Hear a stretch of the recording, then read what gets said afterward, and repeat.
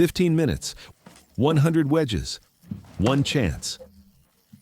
If the glue dries, the bow is ruined. 上から上から上から上からそっとそっとそっとそっとそっと、もうちょっと上石だってた方がいい。そうそう。 This is what 500 years of tradition looks like. The Shibata Kanjuro Bow Shop, Kyoto, Japan.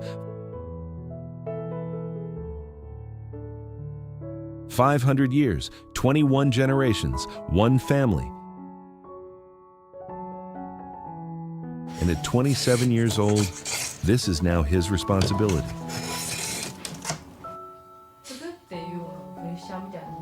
それ感じますよ。それはどう感じますかって言われても言葉に出せないぐらい感じますよ。それは感じます。 Today, you'll see why. The bow, steeped in history and used across many locations since ancient times. It emerged in Japan as a hunting tool in the Jomon era. Its role has changed over the generations to a treasure used in religious ceremonies and to a weapon of war. With the advent of firearms and technology, one of these roles is at an end, but now it is used in a martial art to temper mind and body. This means of training heart, technique, and strength via the bow has developed into the modern art of Kudo, Japanese archery. Bows were made from natural materials like bamboo, but in modern times, cheap bows made with synthetic materials are common, and few craftsmen make traditional bamboo bows. Craftsmen that make bows are called bowyers. Here is a young bowyer, Munehiro Shibata. Munehiro lives in Kyoto, the origin of many traditions of Japanese culture, and works at the Shibata Kanjuro Bow Shop. The origin of the Kyo-yumi bow, Kyoto bow, is in the Sengoku period, in 1534, the year that the general Oda Nobunaga was born, where it was created by the bowyer Kanjuro Shibata. It has also been said that when he was attacked at Honnoji Temple by Akechi Mitsuhide's forces, the bow Nobunaga raised against them was one of Shibata's. The Shibata family has a 500-year history of passing down Kyo-yumi techniques and traditions. Munehiro's mentor and father is the 21st Kanjuro Shibata. Thus, the bows are highly valued, of course, as tools in archery, but also for their quality as cultural artifacts. Munehiro has been watching his father since infancy, aware that he too would become a bowyer in the future, and officially became Kanjuro's pupil when he turned 23. まあちっちゃい時遊びがてらやったらもう竹をね削るぐらいしかやってなかったんで、まあでもその他のことでもっと繊細なのもあるんで、まあ全然考えてたよりはものにするのは時間かかるなと思いますね。今でもそうやしね、やっぱり。するっていうようなプレッシャーみたいなものって感じますか？それ感じますよ。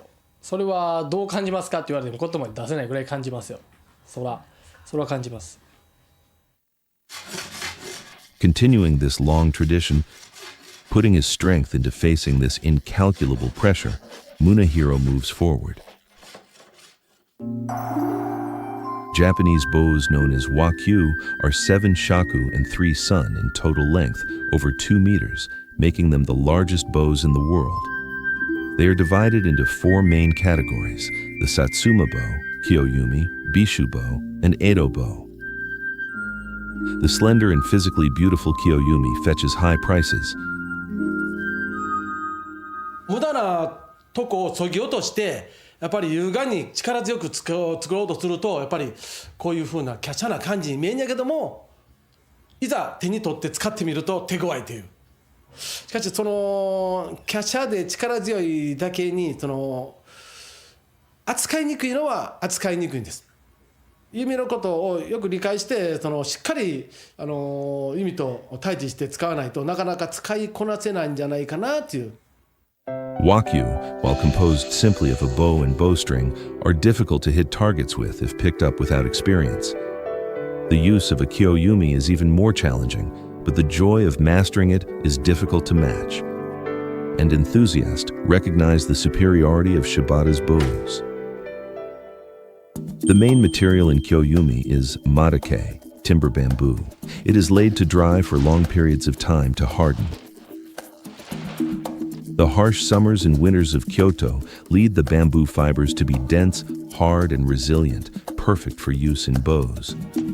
This bamboo will be reborn into bows with unique shapes and great repulsive force.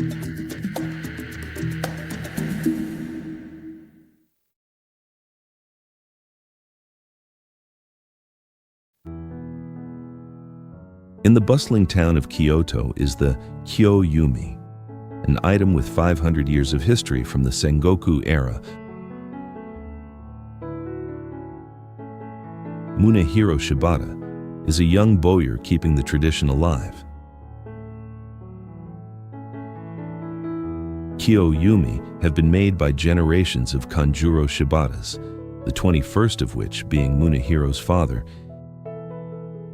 大体一つ一つの工程が僕よりはものすごい丁寧にするし、なりを見てここがもう少しこうなった方がいいん違うかなっていうのは僕よりははるかにもう見る目が違うんで。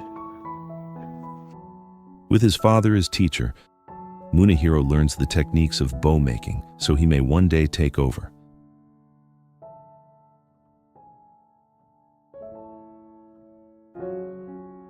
A bow may appear to be one single piece, but on closer inspection, you can see it is composed of several materials. A middle section is sandwiched between two outer layers. On both sides is wood from the incredibly flexible wax tree, vital to the bow. Beside it is charred bamboo, both light and strong. In the center is a collection of various woods other than bamboo. It is not just from bamboo, but a collection of many other materials that a bow is composed. First, just the inward-facing side is warmed up.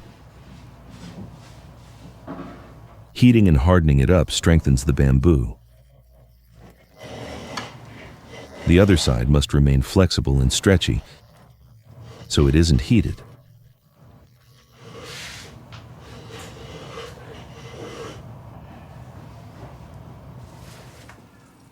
Once the materials are prepared, both sides are shaved. It is here that the bow must be adjusted to the correct thickness to make it strong. Strength comes from pulling on a bow and is determined by the width and thickness of the interior and bamboo together. Just 1 millimeter off is said to cause the bow to lose 5 kilos of force. Thus, it must be checked for correctness.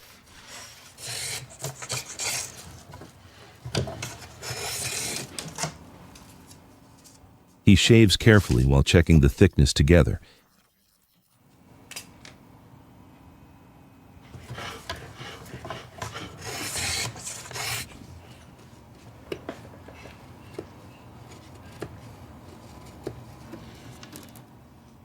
It is now at the proper thickness. It is now that he gives life to the bow.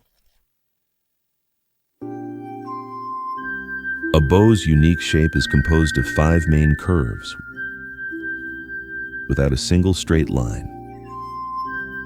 It is from the various strong and weak points of flexibility and balance that a bow derives its function.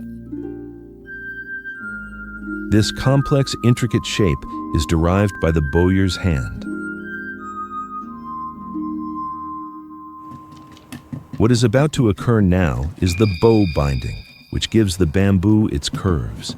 It is here where a bowyer's skill is said to be best on display, but just how are these curves added? While pasting the 3 layers together, the bow binding begins. Things grow tense in the workshop.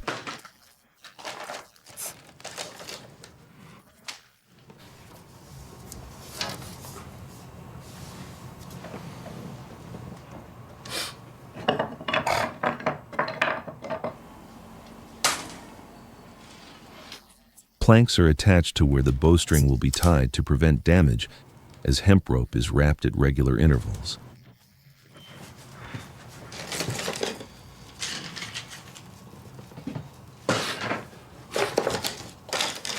At his side, the master waits for his chance. In his hand are wedges made of bamboo. With Munehiro now finished wrapping, the master springs into action. Soon he will show the bowyer techniques that have continued for 21 generations. At the Shibata Kanjuro shop in Kyoto is the Kyo-yumi that has been passed down for 500 years from the Sengoku era. The one learning these techniques to take over is bowyer Munehiro Shibata. His master is his father, the 21st Kanjuro Shibata. Now they work to pass the 3 layers together and give the bow its shape through binding. How exactly will they bend this straight bamboo?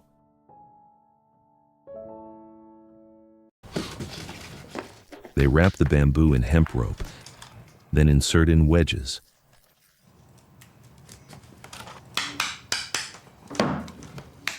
He pounds them in to cause warping. The shape must be created before the superglue dries, leaving them only 15 minutes.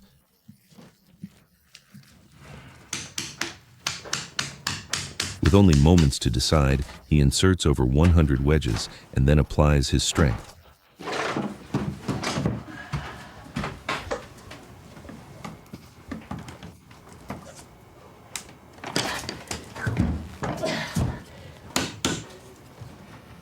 The master skillfully bends the bow within this limited time.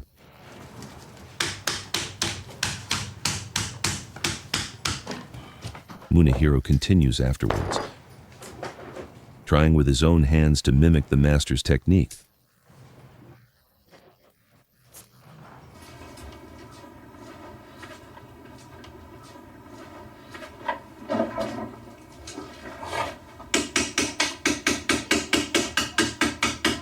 The master oversees the procedure.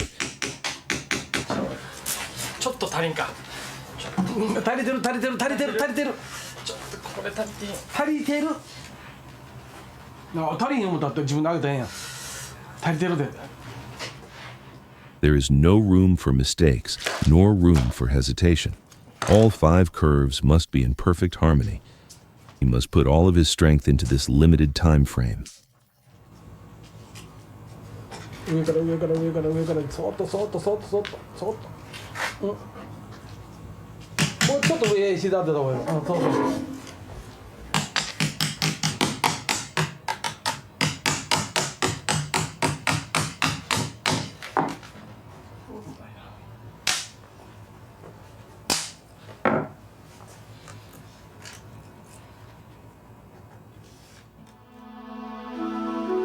The master and apprentice's bows are lined up. Their shapes, with countless wedges inserted, look quite like dragons.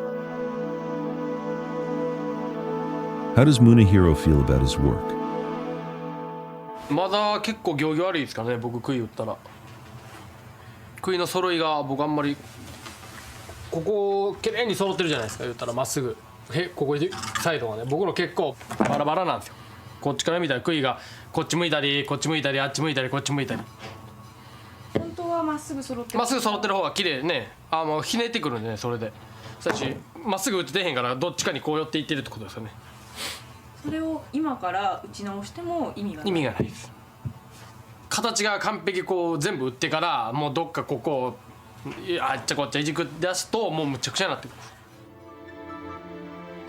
He's still not equal to the master, but Munehiro is getting better each time.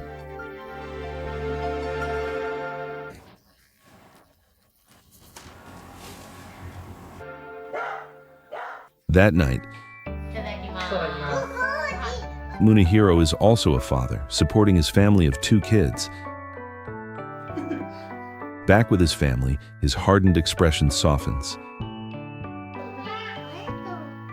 普段は割と面白いこと言ったりとかそういう感じなんで、仕事の時はやっぱりスイッチが入ってお仕事場からここ入ってくると普段の感じで、また向こう行くともう全然違いますね。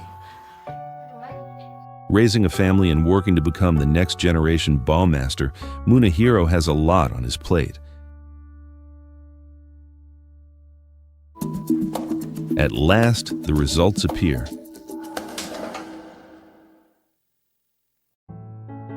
The Kyo-yumi of Kyoto, passed down from the Sengoku era.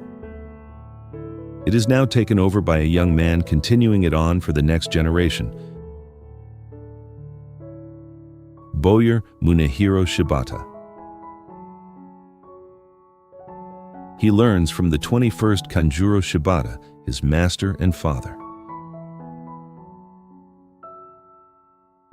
They are now at the important stage of making the bow's shape, nearing completion of the bow binding.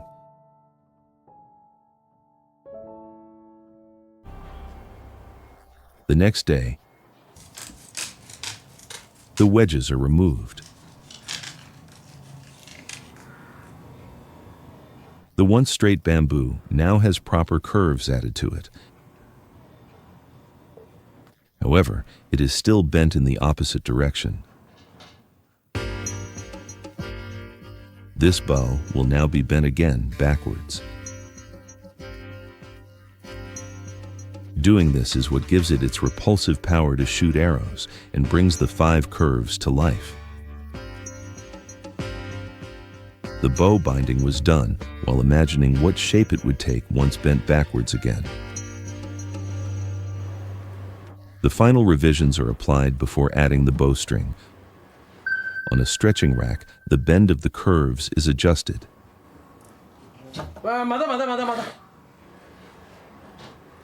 The bow is aggressively repulsive when the string is first applied, and there is sometimes danger of it snapping without these adjustments. This must be judged individually. Even masters don't have any specific technique, but the curves must be adjusted as they envision the change in the bow. At last,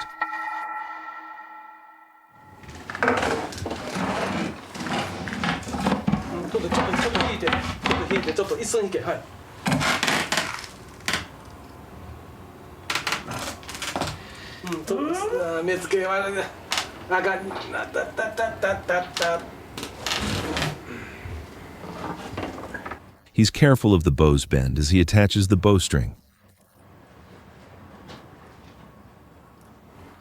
He carefully removes it from the stretching rack. He must not lose focus.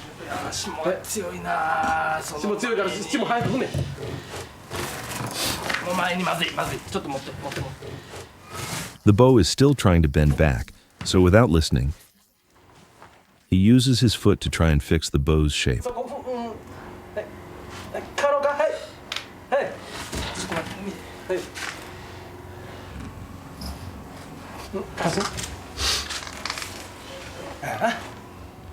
The master himself makes adjustments. Finally, he does some himself.